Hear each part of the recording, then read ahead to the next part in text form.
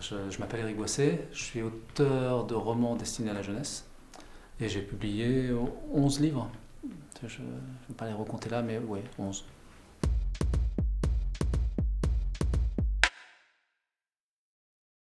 Alors, ma formation a d'abord été littéraire. J'ai passé un bac A2 à l'époque, puis ensuite j'ai étudié les lettres modernes vers Lyon, à Bron.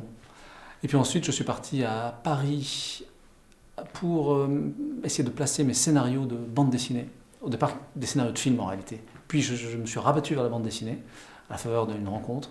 Et de la bande dessinée, je suis passé au roman jeunesse. La spécificité de mon travail, c'est que j'essaie toujours de mêler l'humour au fantastique ou à la science-fiction, etc. Parce que j'aime beaucoup, en tant que lecteur, être amusé par un texte, et en tant qu'écrivain, amuser le lecteur. J'aime beaucoup tout ce qui est inexplicable.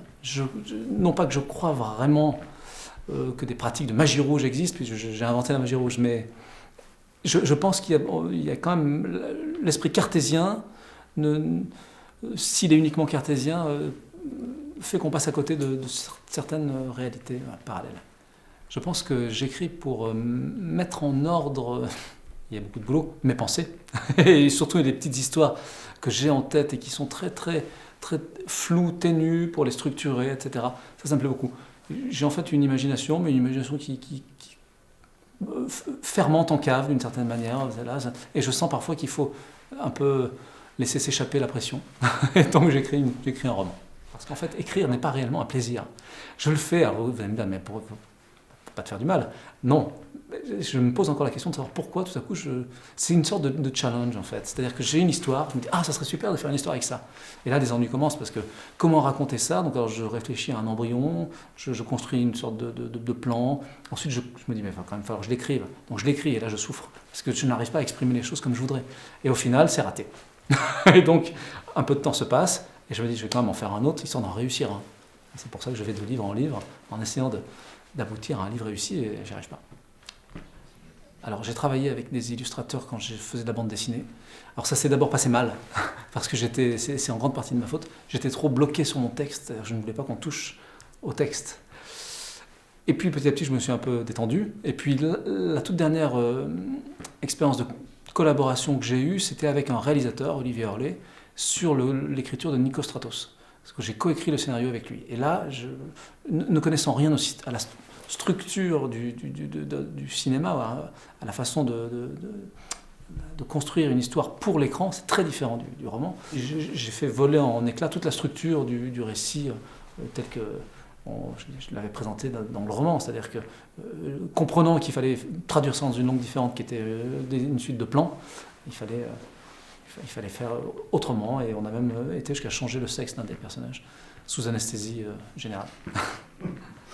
Mes lecteurs, je les rencontre beaucoup dans les classes, un peu comme je l'ai fait là aujourd'hui, c'est-à-dire qu'un enseignant décide d'étudier un ou plusieurs de mes livres, prépare des travaux autour, ça peut être une série de questions, mais ça peut être parfois carrément une pièce de théâtre tirée d'une situation d'un de mes livres, ou j'ai eu vraiment des choses très différentes, il y a eu des choses musicales, des danses. Alors le paradoxe, c'est qu'on n'a pratiquement plus rien à faire alors qu'on vient pour parler, mais finalement on trouve toujours un moment pour répondre à 2-3 questions. Donc mes souvenirs de lecture, de roman, Marcel Pagnol, La gloire de mon père. Et là j'ai eu pour la première fois pris plaisir à lire autre chose qu'une bande dessinée. Parce que c'était à la fois drôle, vivant, très intelligent, mais pas prétentieux du tout. Donc je suis rentré là-dedans et je suis allé au bout de ce livre très facilement, et je me suis surpris à avoir terminé mon premier roman. J'étais très fier, je l'ai relu 5 fois de suite. Un bon livre, c'est un livre dont les pages se tournent toutes seules. C'est-à-dire qu'on n'a jamais, on se dit, où veut-il en venir? Ou alors, je sais très bien où il veut en venir, mais 18 pages pour ça. Ouais, c'est ennuyeux. Non, quand on est surpris, il ne faut pas non plus que ce soit un artifice, c'est-à-dire la surprise à tout prix, c'est plus une surprise parce qu'on s'y attend.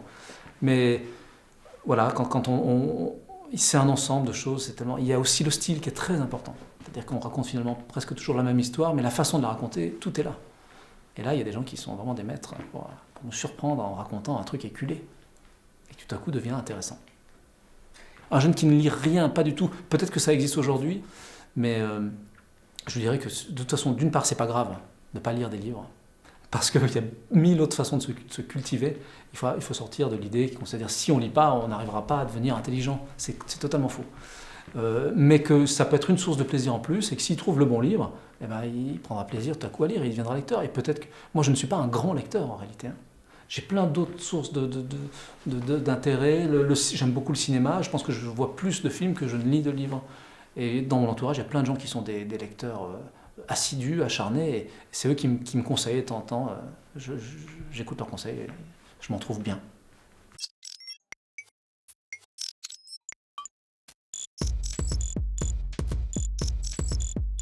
La devise du cadre noir de Saumur, en avant, calme et droit. Non, je dis ça parce que ça me trace l'esprit. C'est une réplique de mon dernier bouquin que je vais envoyer à l'éditeur là ces jours-ci. Et c'est un personnage qui répond ça à son fils.